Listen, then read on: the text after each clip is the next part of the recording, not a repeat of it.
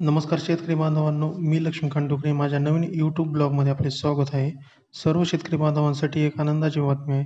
आपल्या सर्व शेतकरी बांधवांना 2023 मधील सोयाबीन कापूस अनुदान हेक्टरी ₹5,000 याप्रमाणे मिळणार आहे. तसेच मित्रांनो, हे अनुदान काही शेतकरी बांधवांच्या अकाउंटमध्ये जमा झाले, तर काही शेतकरी बांधवांच्या अकाउंटमध्ये जमा झालेले नाही. हे अनुदान हेक्टरी ₹5,000 याप्रमाणे जमा झालेले ते मी तुम्हाला लाईव्ह स्वरूपात दाखवणार आहे.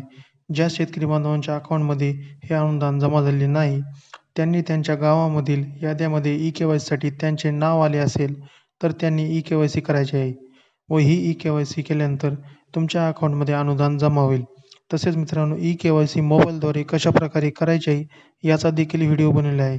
तो आपण माझ्या YouTube चॅनलवर जाऊन पाहावा. तर मित्रांनो, अनुदान अकाउंटमध्ये जमा झालेले लाईव्ह स्वरूपात पाहू. तसेच मित्रांनो, व्हिडिओ शेवटपर्यंत